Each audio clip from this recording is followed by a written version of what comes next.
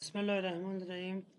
در این قسمت ما میخواهیم که فروشنده یا کسی که میخواهد محصول خود را از طریق سایت FB آنلاین شاپ بفروشه را اینجا برش یک حساب کاربری ایجاد کنیم، ثبت نام کنیم که ببینیم چگونه میشه که کار کرد. خب بعد از اینکه ما سایت جستجو کردیم و برای ما سایت بالا آمد، از قسمت حساب بانک وقتی که کلیک کردیم این صفحه برای ما باز میشه.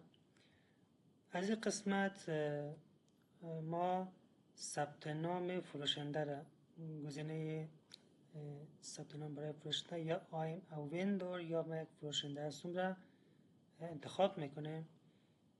در اینجا ما یک فروشنده را میخواهیم که ثبت نام بکنیم. خب مثلا ما یک فروشنده را میخوایم ثبت نام بکنیم به نام احمد.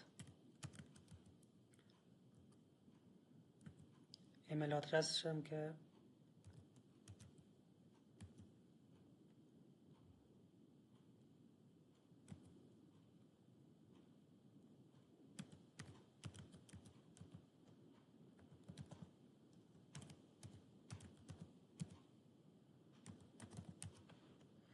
برایش یک پسورد انتخاب میکنه.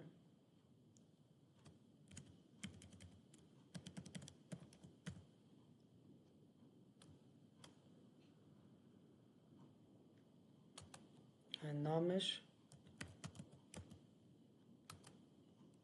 تخلص،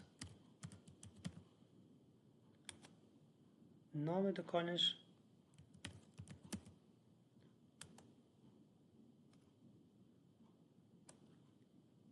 و یک قسمت هم که هست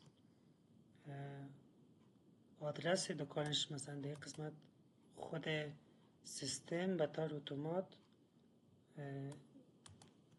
ایجاد میکنه. خب من پسورد را ذخیره میگیرم پیش خود.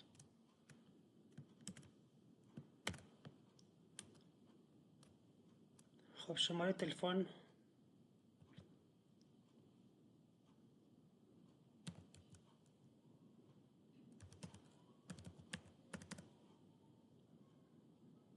و بعدم در آخر گزینه عضویت را کلیک میکنیم.